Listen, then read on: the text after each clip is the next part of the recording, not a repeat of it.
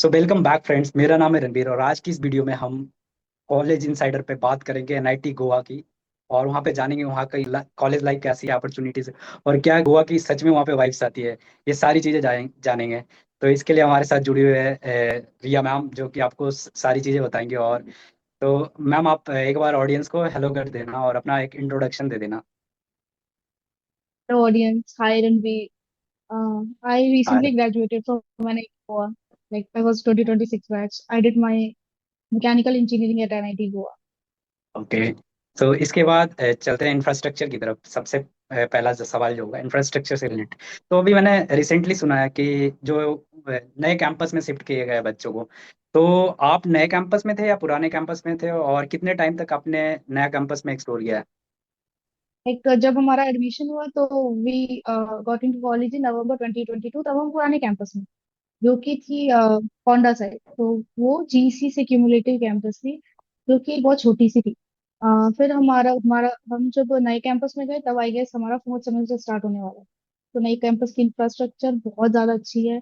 Labs बहुत ज्यादा well functioned है and सब कुछ बहुत अच्छा है। अभी इट इज क्वाइट बेटर। तो सबसे पहले पुराने कैंपस की बात करते हैं। क्या अभी भी कोई स्टूडेंट पुराने कैंपस में रहते हो, और किन ब्रांच वाले बच्चों को अगर रखा जाता है वहाँ पे, अगर रखा जाता है तो? हमारा कंप्लीट शिफ्ट हो गया था ओल्ड कैंपस से नए कैंपस में। कंप्लीट शिफ्ट था, ये सारे बच्चे इधर आ ओके। अच्छा, मतलब अभी वहाँ पे कोई नहीं रहता, राइट? गए। अभी कोई नहीं है। सो इसके बाद बात करते हैं नए कैंपस में। तो नए कैंपस में क्या क्या फैसिलिटीज है रिलेटेड टू आप इंफ्रास्ट्रक्चर में, क्या क्या है, क्लासरूम कैसा है, और इसके अलावा क्या ऑडिटोरियम वगैरह की भी फैसिलिटीज है, और क्या हॉस्पिटल्स वगैरह की फैसिलिटीज है? पहली बात करें तो जो चेंजेस आए हैं, तो पहला था सिक्योरिटी, क्योंकि पहला जो कैंपस था हमारा पुराना वाला, वो उसके अंदर ही तीन चार कैंपस थे। जीसी था, एनआईटी गोवा था, आईआईटी गोवा था, सब थे। तो कुछ बाउंड्री वगैरह नहीं थी। तो नए कैंपस में हमारा एक प्रॉपर बाउंड्री के साथ कैंपस है, तो बहुत ज्यादा सिक्योरिटी है वहाँ पे। सिक्योरिटी भी बहुत ज्यादा टाइट रहती है। एंड क्लासरूम्स बहुत ज्यादा अच्छे हैं। मतलब उन्होंने एसी नहीं है बट अच्छे हैं। नॉन एसी क्लासरूम से, बट बहुत अच्छे हैं। एंड लैब सबसे ज्यादा अच्छे हैं। बहुत न्यू टेक्निक के मशीन्स लाए गए हैं। ओवरऑल कैंपस बहुत अच्छा बनाया गया है। इसके बाद बात करते हैं इंफ्रास्ट्रक्चर में। क्या स्पोर्ट्स ग्राउंड वगैरह भी है वहाँ पे, और स्पोर्ट्स ग्राउंड है तो कैसा है, और क्या क्या स्पोर्ट्स की फैसिलिटीज है वहाँ स्पोर्ट्स तो अभी टू बी ऑनेस्ट कुछ नहीं है वहाँ पे। लाइक अभी हमारा न्यू कैंपस शिफ्ट पे? ही अच्छा। हुआ है, तो ग्राउंड भी अभी तक प्रॉपर बना नहीं है। बास्केटबॉल कोर्ट है एंड क्रिकेट के लिए है, नेट लगा हुआ है, बट प्रॉपर ग्राउंड नहीं है हमारे पास। एंड आपने ऑडिटोरियम का पूछा था, तो हमारे पास दो ऑडिटोरियम है। एक साल हॉल एंड एक चकोरा हॉल। तो like we are having two auditoriums and ground तो भी कुछ नहीं है। इसके बाद चलते हैं एकेडमिक लाइफ की तरफ। तो सबसे पहले एकेडमिक में बात करें, आपके प्रोफेसर वगैरह कैसे हैं, और उन्होंने पीएचडी कहाँ से कर रखी है, और आप कितना रेट करना चाहोगे प्रोफेसर को? ये तो फर्स्ट ईयर में ऐसा होता है ना कि सारे डिपार्टमेंट के प्रोफेसर होते हैं। तो लाइक हमें सारे हम्म। डिपार्टमेंट्स का थोड़ा थोड़ा टेस्ट मिला है, जिसमें हमको पता चला कि इलेक्ट्रिकल डिपार्टमेंट के प्रोफेसर बहुत ज्यादा स्ट्रिक्ट होते हैं। एंड मेरा मैकेनिकल था, तो हमारे प्रोफेसर तो बहुत चिल थे। बहुत अच्छे प्रोफेसर मिले, बहुत अच्छे। वो एकेडमिक में भी आपको इवन अगर आप जीरो पे हो तो बहुत अच्छे से आपको सपोर्ट करते हैं, हेल्प करते हैं। हमारे एचओडी बहुत प्यारे थे। तो ओवरऑल प्रोफेसर अच्छा, अगर आप अच्छे स्टूडेंट हो तो ऑब्वियसली प्रोफेसर भी अच्छे हैं। एंड डिग्रीज की बात करें तो ऑलमोस्ट सभी के पास एक आईआईटी डिग्री होना तो जरूरी है। एंड बहुत सारे प्रोफेसर्स ने पोस्ट डॉक भी किया हुआ है। तो इस बेसिस पे प्रोफेसर का भी जो क्वालिफिकेशन होता है वो बहुत बेटर है। आप रेट कितना करना चाहोगे, अगर रेट करने की बारी आ गई तो? अगर मैं डिपार्टमेंट वाइज करूँ तो लाइक डिफरेंट कैटेगरीज पे रेट कर सकते हैं। जो मोस्ट ऑफ द स्टूडेंट को चाहिए होता है कि प्रोफेसर मार्क्स कैसा दे रहे हैं, चिल कैसे है, तो उसमें मैं कहूंगी मैकेनिकल एंड बहुत ज्यादा अच्छा है। CSC is good. सिविल के भी अच्छे हैं, ईसी के भी अच्छे हैं। इलेक्ट्रिकल के उन वो लोग थोड़े हैं, मतलब वो बाइनरी मार्किंग करते हैं काइंड, या तो जीरो या फिर one। तो बच्चों की डेटा को। इसके बाद लैब फैसिलिटी की बात करें, तो आप मैकेनिकल में होंगे, तो कोर ब्रांचेस की लैब कैसी है, और उसके बाद सीएस ब्रांचेस की भी लैब कैसी है, आप थोड़ा जिस दे सकते हो? अ, मैं मैकेनिकल की बात करूँ तो बहुत अच्छी है। लाइक बहुत अच्छे एडवांस मशीन्स लाए गए हैं, क्योंकि नई कैंपस बनी है तो नए मशीन्स आए हैं, ऑब्वियस सी बात है। बट कैंपस भी जो है हमारी तीन फेज में बनने वाली है। अभी एक ही फेज बनी है, दो फेज बनना बाकी है। तो अभी जो भी आए हैं उनके हिसाब से तो बहुत अच्छी है। अभी आगे और भी ज्यादा आ सकती है। अभी सीएस की बात करें तो इस कैंपस का मेरे को उतना आइडिया नहीं है, बट जितना मैंने अपने फ्रेंड से सुना है काफी अच्छी है। स्टूडेंट्स के लिए अच्छा रहता है। नंबर ऑफ स्टूडेंट के हिसाब से number of computers. Okay okay. तो इसके बाद बात करें, क्या आपके कॉलेज में भी कोई रिलेटिव ग्रेडिंग का सिस्टम है, और कितना टफ होता है सीजीपीए मेंटेन करना आपके कॉलेज में? हाँ, रिलेटिव ग्रेडिंग एब्सोल्यूट नहीं है, रिलेटिव है। जो भी होता है टॉपर पे डिपेंड करता है। सीजीपीए इफ आपका फर्स्ट और सेकंड सेम में अच्छा बन गया तो वो मेंटेन रहता है। ये पहला फर्स्ट ईयर में आपको वो ज्यादा टफ पड़ता है क्योंकि बहुत डिफरेंट सब्जेक्ट्स होते हैं। एंड ट्वेल्थ टू कॉलेज जो वो होता है ना, चेंज, वो थोड़ा स्टूडेंट्स को बहुत टफ लगता है। हमको भी लगा था। मेरा खुद का सीजीपीए फर्स्ट सेम में बहुत गंदा आया था। बट मैनेज हो जाता है एक बार। बट वही है कि ट्राई करना पड़ता है कि फर्स्ट ईयर में ही आप बेस्ट ले, तो वो मेंटेन होते जाता है। बाकी जब आप अपने ब्रांच में आ जाते हो तो 8 सीजी लाना कुछ भारी बात नहीं है, बहुत इजी आ जाती है 8 to 9। तो इसके बाद बात करें कि कौन सी ब्रांच जो है सबसे टफ मानी जाती है आपके कॉलेज में? मैंने बताया कि इलेक्ट्रिकल जो है टफेस्ट है हमारे पूरे कॉलेज में। बाकी सभी ओके चिल है। हाँ, due to marking professor marks काट लेते ज्यादा, राइट? और स्ट्रिक्ट भी बहुत है उनके प्रोफेसर, बट उनका भी ठीक ही ब्रांच है। बच्चे खुश हैं, बट टफ बहुत ओके। है। इसके बाद चलते हैं हॉस्टल लाइफ की तरफ। तो सबसे पहले बात करेंगे कितने नंबर ऑफ बॉयज हॉस्टल्स हैं, कितने गर्ल्स हॉस्टल्स हैं, और हॉस्टल्स की फैसिलिटीज में क्या क्या इंक्लूड होके आता है? ये तो बॉयज हॉस्टल भी अभी एक ही है और गर्ल्स हॉस्टल भी एक है। गर्ल्स हॉस्टल में 2 विंग है, बॉयज हॉस्टल में आई गेस 4 विंग है। ठीक है। तो एंड गर्ल्स हॉस्टल में ground floor, first floor and second floor, 3 floor के हैं। Boys hostel I guess 5 floor के हैं। तो हॉस्टल्स भी काफी अच्छे हैं। लाइक जब हम आए थे तब तो हमको एक रूम एक स्टूडेंट के हिसाब से दिया जा रहा था, पर स्टूडेंट 1 रूम। बट क्योंकि अभी इंटेक ज्यादा हो गई स्टूडेंट्स की, तो एक रूम में गर्ल्स हॉस्टल में एक रूम में 2 बच्चों को रख रहे हैं। आई गेस बॉयज हॉस्टल में भी सेम था। अभी इस साल जो बैच आई है उनके अकॉर्डिंग, तो क्योंकि उन्होंने स्टूडेंट इंटेक बढ़ाया है। बाकी फैसिलिटीज में आपको मेस प्रोवाइड करते हैं, वॉशिंग मशीन है बट वो पेड बेसिस पे होती है। अम, बाकी सब मेस है। मेस और हॉस्टल का सेम रहता है। गर्ल्स हॉस्टल का मेस गर्ल्स हॉस्टल में, बॉयज हॉस्टल का बॉयज हॉस्टल। सो इसके बाद बात करें कि हॉस्टल्स में फैसिलिटीज की बात होगी। इसके बाद एंट्री और एग्जिट का क्या टाइम रहता है हॉस्टल्स के अंदर, और कैंपस के अंदर क्या एंट्री और एग्जिट का टाइम रहता है? आपको कैंपस के अंदर 9 बजे रात से के पहले आ जाना होता है। एंड हॉस्टल गेट के अंदर आपको 11 बजे से पहले आना होता है, जो कि सुबह 6 बजे खुलता है। तो 6 to 9 हमारा कैंपस का होता है एंड 6 to 11 हमारा हॉस्टल का होता है। ये हॉस्टल्स की फैसिलिटीज की बात होगी। इसके बाद बात करें लाइब्रेरी का एंट्री और एग्जिट का क्या टाइम होता है, और क्या हॉस्टल्स के अंदर भी कोई रीडिंग एरियाज होता है क्या? लाइब्रेरी हमारे यहाँ एक लाइब्रेरी और एक रीडिंग रूम। तो लाइब्रेरी दोनों हमारे लेक्चर हॉल के अंदर ही आती है, जिसको हम ज्ञान मंदिर भी कहते हैं। तो लाइब्रेरी की timing I guess up to 8:30 रहती है।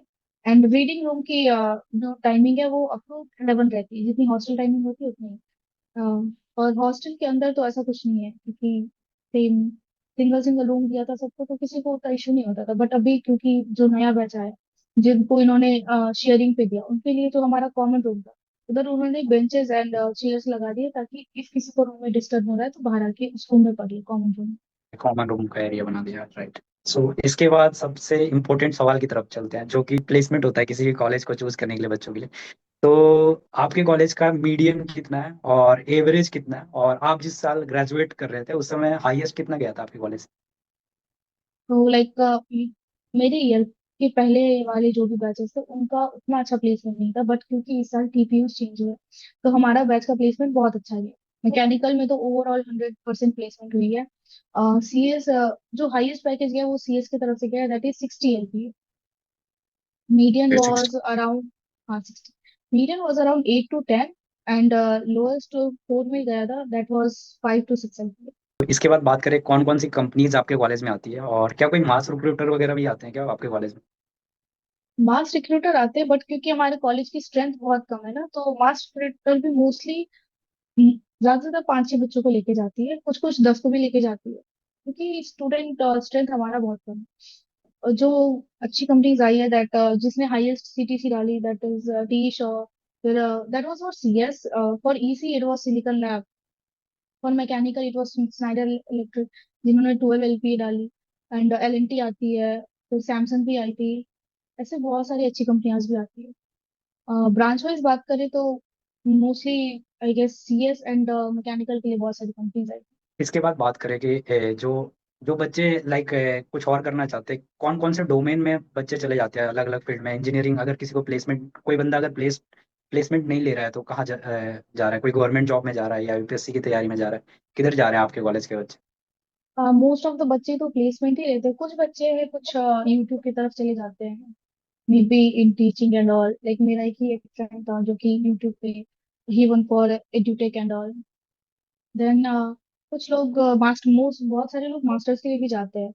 गवर्नमेंट जॉब के लिए भी कुछ बच्चे तैयारी करते हैं, बट मोस्टली लोग प्लेसमेंट ही ले रहे हैं हमारे, क्योंकि कंपनीज आती है, अच्छी खासी आती है, तो लोग चाहते हैं कि पहले सेटल हो जाए स्टूडेंट, तो इसीलिए वो प्लेसमेंट ही लेते इसके बाद बात करें इंटर्नशिप की, तो हैं। इंटर्नशिप का कितना रोल होता है प्लेसमेंट लेने में? और क्या किसी को पीपीओ वगैरह भी आपके टर्म के टाइम मिला था क्या? टू बी ऑनेस्ट, जब हम थर्ड ईयर में थे, जब हमको इंटर्नशिप चाहिए थी, तब वो एक ही कंपनी, एक से दो कंपनी आई थी। एक ओरेकल थी और दूसरी आई डोंट नो कौन सी थी। तो दो ही कंपनी आई थी इंटर्नशिप के लिए, तो ओरेकल वालों ने ली थी। आई गेस 4 to 5 स्टूडेंट्स को लिया था, एंड हाँ, सबको पीपीयू भी मिला था। बट अभी जो रिसेंट, जब हम पास आउट हो गए, तो जो बैच थर्ड ईयर की थी, उनके लिए आई थी, एचएसबीसी भी आई थी, और एकल भी आई थी, एंड कुछ कंपनियां आई थी। तो धीरे धीरे जैसा कैंपस सेटल होते जा रहा है, तो ये सारी चीजें अच्छी होती जा रही है। क्या कोई कंपलसरी इंटर्नशिप भी होती है कि लाइक सेकेंड ईयर के बाद या थर्ड ईयर के बाद ऐसे कोई कंपलसरी इंटर्नशिप है क्या? थर्ड ईयर के बाद एक कंपलसरी इंटर्नशिप होती है, जो कि मोस्टली आपके ब्रांच में ही होनी चाहिए। लेकिन मैं मैकेनिकल की थी, तो मैकेनिकल में होनी चाहिए, बट हमारे कॉलेज के बच्चे वो फर्स्ट ईयर के बाद भी कर रहे हैं, सेकेंड ईयर के बाद भी करते हैं, थर्ड ईयर के बाद भी करते हैं। तो ये वहाँ पे अभी ऐसा काइंड ऑफ चल गया है कि हर ईयर के बाद बच्चे इंटर्नशिप कर रहे हैं, मोस्ट ऑफ द। इसके बाद आप कोई रिफाइनरीज में भी काम कर चुके हो, तो आपका इंटर्नशिप का एक्सपीरियंस कैसा था? और इसके अलावा आपने आईआईटी बॉम्बे में भी इंटर्न कर रखा है, तो उसका कैसा एक्सपीरियंस रहा था आपका? एक मेरा फर्स्ट इंटर्नशिप सेकेंड ईयर के बाद था, आईओसीएल रिफाइनरी में। वहाँ पे मोस्टली हमको मशीन्स कैसे काम कर रही है रिफाइनरीज में, कैसा प्रोसेस चल रहा है, तो बेसिक नॉलेज हुआ था। बट मेरा मेन इंटर्नशिप था वो आईटी बॉम्बे में था। That was after my third year, जिसके लिए मेरे प्रोफेसर ने मेरी हेल्प की थी। हाँ, एक ये भी होता है कि प्रोफेसर्स भी बहुत हेल्प करते हैं। एंड हमारा कुछ कॉलेजेस से भी एमओयू है, जैसे आईटी हैदराबाद, आईटी मद्रास, जिससे हमारे बच्चे स्टूडेंट एक्सचेंज पे भी जाते हैं। तो वो भी एक फैसिलिटी आती है अगर किसी को रिसर्च में इंटर्नशिप करना है। मेरा आईटी बॉम्बे में was not through MOU, but मेरे प्रोफेसर ने हेल्प किया था उधर उन इंटर्नशिप के लिए, तो दैट वाज बहुत बहुत कुछ सीखने को मिला मुझे। तो इसके बाद बात करें कि इंटर्नशिप और जो एक्चुअल जॉब होती है उसमें कितना स्विच आ जाता है? और इसके अलावा कॉलेज लाइफ से वर्क लाइफ में जाने पे कितना स्विच आता है? ये तो इंटर्नशिप में मोस्टली होता है कि आप पे कोई उतना वर्क प्रेशर नहीं डालते, कोई आपको गोल्स नहीं दे रहे कि करना ही है, आपको निकाल दिया जाएगा, तो वो एक माइंड फ्री होता है। हाँ, अगर पीपीओ मिल रहा है, फिर बच्चों को रहता है कि अच्छे से काम करें ताकि पीपीओ मिल जाए। एंड दूसरा, आपने बोला स्विच, तो लाइक रिसेंटली मेरा भी स्विच हुआ, स्टूडेंट लाइफ टू कॉर्पोरेट, जो कि आपका लाइक लाइफस्टाइल बहुत चेंज करता है। लाइक मेरा 9 to 7 इधर मैं बिजी रहती हूँ, कॉलेज में रहता है कि आप बंद कर लो, जो करना है करो, कोई पूछने वाला नहीं। हाँ, अटेंडेंस का रहता है, बट कर सकते हैं। यहाँ पे आप नहीं कर सकते क्योंकि आपका सैलरी डिडक्ट हो रहा है। तो ये एक मेजर चेंज आता है। फिर आप हम्म। अभी हॉस्टल्स में रह रहे हो, तो मेस का खाना है, सब कुछ है, सब कुछ नहीं है। पर जैसे ही आप स्विच कर दो, आपको रेंट का देखना रहता है, लोकेशन देखनी रहती है, कौन सी जगह आपको जॉब मिल रही है, आपको खुद का कुकिंग भी आना चाहिए, फिर में तो बहुत ज्यादा ही चेंज आता है। सो इसके बाद आप मेस की बात कर रहे थे, तो फूड की तरफ चलते हैं। तो सबसे पहले मेस का खाना कैसा है? और आप बता रहे थे हॉस्टल्स के अंदर ही होता है, तो मेन्यू वगैरह क्या क्या रहता है?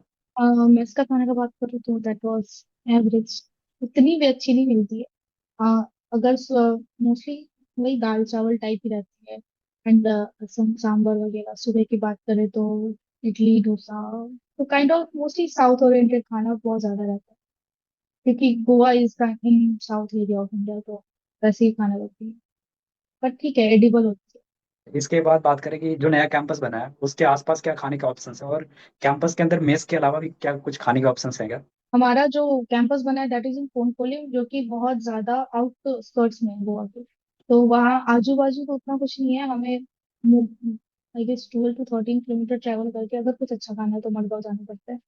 एंड हमारे यहाँ ब्लिंकिट सबको भी आती नहीं है, तो वो भी एक इशू है। जोमेटो आ जाती है कभी कभी, आती रहती है, तो वो है। एंड कैंपस के अंदर एक कैंटीन है, जो कि क्यों है पता नहीं, बट है, कैंटीन है। इतनी भी अच्छी नहीं है, बट ठीक है। एंड एक फ्रेश कैफे है। और सिटी में जाने के लिए क्या क्या ट्रांसपोर्टेशन के ऑप्शंस होते हैं, लाइक कैंपस से जाना है तो मान लो आपको मॉल जाना है तो क्या क्या ऑप्शंस होते हैं, क्या रैपिडो वगैरह और बाकी ऑप्शंस चलते हैं वहाँ पे? गोवा में और रैपिडो उबर नहीं चलती, आपको बस लेना पड़ता है। हम भी मोस्टली अच्छा। ट्रेवल बस से ही करते हैं, या फिर अपना व्हीकल रखो, जो कि कॉलेज में पहले तो अलाउ नहीं था, बट अभी उन्होंने अलाउ किया है, क्योंकि वही ट्रांसपोर्टेशन का इशू सबको रहता है। इसके बाद वहाँ पे नॉर्मली क्या नॉर्थ इंडियन के भी खाने मिल जाते हैं अगल बगल, या फिर थोड़ा इशू होता है नॉर्थ इंडियन वालों के लिए? हाँ, लाइक खाने तो मिल जाएंगे, बट आपको वो टेस्ट नहीं मिलेगा जो आपको नॉर्थ इंडिया में मिलता है मसालों का। इधर उतना ज्यादा आपको अच्छा नहीं लगता है। तो हाँ, मेरे को तो बहुत इशू हुआ था, लाइक मैं बिहार से हूँ तो मेरे को था वैसा खाने का। बट ठीक है, 4 साल सरवाइव कर लिया। इसके बाद बात करें फी स्ट्रक्चर की, तो जो कि एक डिसाइडिंग फैक्टर होता है, क्योंकि बहुत ट्रिपल आईटीज के फीस बहुत ज्यादा होते हैं। तो बात करें सबसे पहले हॉस्टल्स के क्या चार्जेस थे आपके टाइम पे, हॉस्टल्स के बाद मेस के क्या चार्जेस थे, और ट्यूशन फी वगैरह कितना था, और क्या कोई इसके रिगार्डिंग स्कॉलरशिप भी अवेलेबल थी कॉलेज में? हाँ, तो इफ जनरल बात करें तो अ, हमारा इंस्टीट्यूट फी जो टोटल होता था कॉलेज का, दैट वाज 75,000 एंड 73,000। इवन और सेमेस्टर में अलग होते रहते हैं। And hmm. हॉस्टल की बात करें तो दैट इज 35,700 एंड 37,000, जो कि वही और तीन सेमेस्टर में चेंज होते रहते हैं। स्कॉलरशिप की बात करें तो वो हॉस्टल में आपको नहीं लगती है, आई गेस। मेरे को बाकी करके नहीं पता, बट हॉस्टल्स में नहीं लगती है, हाँ। एंड इंस्टीट्यूट में लगती है कि इफ आपका फैमिली इनकम बिलो 5 लाख है, तो आपको 2/3 फीस माफ होती है, 1/3 ही आपको पे करना पड़ता है। एंड इफ वो 1 लाख के अंदर है, कुछ आई गेस 1,000 या 11,000 कुछ तो था उनका, वो उतना ही देते थे, ज्यादा नहीं है। तो वो इनकम पे डिपेंड करता है, मेरिट बेसिस नहीं। सो इसके बाद बात करें, क्या आपके कॉलेज में कोई रैगिंग का सीन है, और सीनियर के साथ कैसा इंटरेक्शन रहता है जूनियर्स का? आप मान लो फर्स्ट ईयर में थे, सेकेंड ईयर में थे, तो कैसा इंटरेक्शन रहा आपके सीनियर के साथ? हमारे कॉलेज में ऐसा नो रैगिंग है, गर्ल्स हॉस्टल में तो एकदम नहीं होती है, बॉयज हॉस्टल में भी। आई गेस हमारा बैच जब आया था तो थोड़ा सा हुआ था, बट उसके खिलाफ भी बहुत स्ट्रिक्ट एक्शन लिया गया था। एंड नो रैगिंग है, रैगिंग फ्री कैंपस है। रैगिंग ना के बराबर होती है। सीनियर जूनियर इंटरेक्शन बहुत अच्छा है हमारे कॉलेज में, बहुत अच्छा है। हमारे सीनियर से हमारी बहुत अच्छी बनती थी, काइंड ऑफ हम भैया दीदी बोलते एक दूसरे को, तो बहुत ओके। सीनियर्स भी अच्छे थे हमारे। एंड मेरे खुद के सीनियर्स बहुत अच्छे थे, उनसे आज भी मैं टच में हूँ, कुछ भी होता है तो मैं उनके पास ही दौड़ती हूँ कि भैया ये बता दो, दीदी ये बता दो। तो वो एक काइंड ऑफ आपका, if आप कॉलेज में आ रहे हो तो काफी स्टूडेंट्स ऐसा है जितने अपने बैचमेट से नहीं बन रहे हैं, हमारे सीनियर से बन। तो ये बहुत अच्छा है हमारे कॉलेज में। इसके बाद बात करें हम एलुमनी नेटवर्क की, तो कैसा है हम्म। आपका एलुमनी नेटवर्क, और कितना कंट्रीब्यूशन है? क्या कोई वेबसाइट के थ्रू कनेक्ट करते हैं, या फिर लिंक्डइन के थ्रू ही जस्ट कनेक्ट कर रहे हैं बच्चे? क्योंकि हमारा कैंपस न्यू कैंपस है, जो कि 2010 में ही बना, तो हमारा एलुमनाई नेटवर्क अभी उतना स्ट्रांग नहीं है। अ, वो अभी कुछ ऐसा काइंड ऑफ वेबसाइट नहीं है, बट हम अभी लिंक्डइन के थ्रू ही कनेक्ट करते हैं if हमको कुछ चाहिए हो। एंड वो एलुमनाई अभी उतना हेल्प हमारा नहीं कर पा रहे प्लेसमेंट में, क्योंकि उतनी भी ज्यादा स्ट्रांग एलुमनाई नेटवर्क नहीं। हाँ, बट इफ हेल्प चाहिए हो तो सीनियर्स हमारी हेल्प कर देते हैं। बट वो जो एक होता है ना प्रॉपर कॉलेजेस का, वो यहाँ पे नहीं इसके बाद चलते हैं सिटी लाइफ की तरफ, जो कि सबसे फेवरेट पोर्शन है मेरा, गोवा है। है। तो क्या सिटी में क्या क्या चीजें हैं, और आपका क्या नॉर्थ गोवा में पड़ता है या साउथ गोवा में कैंपस पड़ता है, और आसपास कौन कौन से बीचेस वगैरह हैं, और क्या क्या एक्सप्लोर करने के ऑप्शन हैं? मेरा कॉलेज पहले तो हम मिडिल गोवा में थे, मैं साउथ में, north point was in middle. तो उसकी इस साइड आपको पैंजन मिल जाता था, इस साइड आपको साउथ मतलब मारगांव मिल जाता था। बट अभी क्योंकि हम साउथ गोवा साइड आ गए हैं, तो हमारे नियरेस्ट जो काइंड ऑफ सिटी है वो मडगांव। एंड बीचेस तो हाँ काफी सारे हैं, छोटी सी तो गोवा है, आप पूरा एक बस पकड़ो कहीं भी पहुंच जाते हो। तो ट्रैवलिंग का उतना इशू नहीं है। हमारे जो नियरेस्ट बीच थी, जिससे जहाँ लोग मोस्टली जाया करते थे, दैट वाज पैलोलिम बीच। एंड वो साउथ का बेस्ट बीच माना जाता है, वहाँ की मार्केट भी बहुत अच्छी है। तो जैसा आप गोवा सोच के आते हो वैसा आपको मिल तो जाता है, but the thing is Goa की नाइट लाइफ अच्छी होती है, और हमारे पास इन टाइम है, वो काफी बच्चे इंजॉय नहीं कर पाते। हाँ, आपको लीव लेनी पड़ती है कॉलेज से, जो काइंड ऑफ हेक्टिक है खास के लड़कियों के लिए। तो ऐसा ही था। सिटी लाइफ की बात कर ही रहे थे, तो आप कितना रेट करना चाहोगे गोवा को एज ए सिटी? गोवा को एज ए सिटी, गोवा में बीचेस एंड पार्टीज के अलावा भी आप देखने जाओ तो नेचुरल जो जगह ही है वो बहुत ज्यादा प्यारा पीस है गोवा में। बहुत अच्छे अच्छे टेम्पल्स भी है वहाँ पे, काफी चर्च भी है, बहुत ओल्ड चर्चेस भी है। तो इफ अगर आप बस बीच और पार्टीज के लिए जा रहे हो तो मत जाओ, बहुत कुछ है वहाँ पे सबके लिए, जाओ। एंड सिटी लाइफ की बात करें तो हमारा तो गांव में था तो मैं कुछ नहीं बोलूंगी, बट सिटी लाइफ वहाँ की बहुत अच्छी है, हम्म, पीसफुल जगह है, चोरी नहीं होती है वहाँ पे। एक चीज है, वहाँ कभी मैंने चोरी होता हुआ नहीं देखा ये बहुत अच्छी चीज लगी उनको बहुत। इसके अलावा बात करें, क्या आपके कॉलेज में कोई मेडिकल फैसिलिटीज उपलब्ध है, या फिर कितना दूर हॉस्पिटल वगैरह कितने दूर पड़ता है आपके कॉलेज से? तो हमारे यहाँ 24/7 एक मेडिकल सर्विस है जहाँ पे एक डॉक्टर रहते हैं, नर्स रहते हैं। वो 24/7 ओपन रहता है, वो कैंपस के अंदर ही है। एंड जो नियरेस्ट हमारा एक हॉस्पिटल है that is Bali hospital. And उसमें भी अगर कुछ लाइक कुछ सीरियस है तो वो फिर हमको मडगांव लेके जाते हैं, एंड वो कॉलेज की तरफ से ही एम्बुलेंस प्रोवाइड होता है जिससे आप कहीं भी ट्रैवल कर सकते हो मेडिकल इमरजेंसी के लिए। तो मेडिकल रीजन में तो कॉलेज बेस्ट है, वो सब सारी सर्विस देते हैं हमको। इसके बाद बात करें आपके कॉलेज के बारे में, कि आपको कौन सी ऐसी तीन चीजें हैं जो आपको अपने कॉलेज के बारे में पसंद है, और और ऐसी कौन सी तीन चीजें जो एडमिनिस्ट्रेशन को इम्प्रोवाइज करनी चाहिए कॉलेज की तरफ से? ये चीजें जो मुझे पसंद हो तो कॉलेज का हॉस्टल्स अच्छे थे, लोग अच्छे थे बहुत। हाँ, और मेरे फ्रेंड्स भी बहुत अच्छे थे, तो एक कॉलेज लाइफ ही आपका आपके फ्रेंड्स के अराउंड है। And हाँ, हमारा जो डिपार्टमेंट था मैकेनिकल डिपार्टमेंट वो भी बहुत प्यारा था, सारे प्रोफेसर अच्छे थे एंड बहुत हेल्पिंग थे, तो college was okay for me. And जो इम्प्रोवाइज करना चाहिए उनका तो उनको थोड़े अच्छे रूल्स बनाने चाहिए कि in time I guess students को ठीक है आप कैंपस के अंदर ले आओ चलेगा, बट वो रात में जो रेस्ट्रिक्शन रहता है वो नहीं रहना चाहिए, क्योंकि कुछ बच्चे लाइब्रेरी में जाके पढ़ना चाहते हैं, कुछ लैब्स में जाके काम करना चाहते हैं। जैसे कि जब मैं आई थी बॉम्बे में थी तो I use to work there for like till 3 and 4, तो वो काफी ज्यादा हेल्पफुल था मेरे लिए। बट यहाँ पे आपको रेस्ट्रिक्शंस मिल रहे हैं, इवन इफ आप फाइनल ईयर में आपको मेजर प्रोजेक्ट करना है, कोई कुछ फेस्ट ही हो रहा है, तो आपको इन टाइम बनाने के लिए काफी प्रोसीजर्स रहता है, वो कॉलेज में नहीं होना चाहिए। क्योंकि ठीक है आप कैंपस के अंदर ले आओ, बट इनसाइड द कैंपस बच्चों को थोड़ा फ्री छोड़ना चाहिए तभी वो कुछ कर पाते हैं। एक ये इम्प्रोवाइज करना चाहिए। बाकी प्लेसमेंट धीरे धीरे इम्प्रोवाइज हो रहे हैं, पहले नहीं थे, अभी इस साल से बहुत अच्छे हो रहे हैं। बाकी ओवरऑल ठीक ही है। ओके।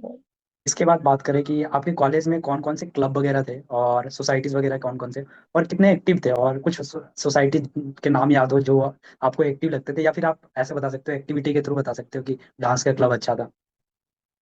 ये तो हमारे कॉलेज में पहले तो सारे डिपार्टमेंट के अपने अपने क्लब थे, जैसे सीएस का सिस्को, मैकेनिकल का मेटा, एंड और भी ईसी ट्रिपल ट्रिपल ई का टेस्ला था, ईसी का तो था, सिविल का सिस्को था। तो ये सब थे जिसमें एक्टिव ब्रांचेस के हिसाब से एक मैकेनिकल रहता था, वो अपनी वो मैकेनिकल अपना फेस्ट भी करवाते थे अब उनके अंडर, एंड कुछ कुछ करवाते रहते थे। बाकी टेस्ला वाज बहुत एक्टिव, वो इंटर डिपार्टमेंटल जो एक हमारा फेस्ट होता है प्रसंग, तो टेस्ला वो ऑर्गेनाइज करता था। बाकी सिस्को जो थी वो सीएस वाले के लिए थी। एंड उसकी एक, अलग से एक कोडिंग क्लब था हमारा, क्योंकि जो कि हर ब्रांचेस के स्टूडेंट्स उसमें रहते थे, जिसमें वो मोस्टली कोडिंग रिलेटेड सिखाते थे, जो काफी एक्टिव रहता था।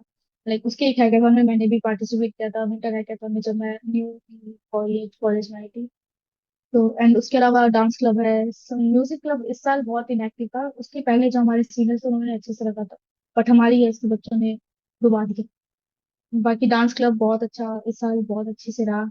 उसके अलावा एक पोइट्री क्लब भी है, आर्ट एंड क्राफ्ट के लिए भी क्लब भी है, तो क्लब्स अच्छे खासे हैं, बस वही है आपको वो जाके उसमें इम्प्रोवाइज करना पड़ेगा। सो इसके बाद बात करें कि कौन कौन से फेस्ट होते हैं आपके कॉलेज में, कल्चरल, टेक्निकल, या और कितने बड़े स्केल्स पे होते हैं, और अगर कुछ सिंगर वगैरह कुछ आते हैं आपको पता हो, ताकि फर्स्ट ईयर वाले जो बच्चे आ रहे हैं उनके लिए थोड़ा एक्साइटमेंट क्रिएट हो जाए। ओके, तो फेस्ट बहुत कम होते हैं हमारे कॉलेज में, लेकिन एक क्लब है हमारे यहाँ ईबीएस भी, उसके बारे में बताना भूल गई। ईबीएस भी जो है एक भारत श्रेष्ठ भारत एक क्लब है हमारा, जो कि सारी जो भी ऐसा इवेंट्स होते हैं ना, जैसे दिवाली होली या फिर कोई भी होता है, तो वो ईबीएस भी ऑर्गेनाइज करता है। तो वो सारे फेस्टिवल्स वाले तो होते हैं अच्छे खासे, एंड ईबीएस भी बहुत अच्छा काम करते हैं। बट फेस्ट की बात करें तो एक वही एक डिपार्टमेंटल हमारा होता है। अगर वो टेस्ला ऑर्गेनाइज करा रही है तो प्रसंग होता है, अगर सारे ब्रांचेस साथ में करवा रहे हैं तो नटरंग होता है, एंड एक साफ ब्याज होती है। क्योंकि लास्ट ईयर जब से मैं आई हूँ तब से आई गेस मैंने एक बार ही देखा है, इसके अलावा हुआ नहीं वो, हर बार कुछ ना कुछ कॉम्प्लिकेशंस आ जाते थे। तो फेस्ट तो नहीं है यहाँ पे फेस्ट के नाम पे कुछ नहीं है, बट ठीक है।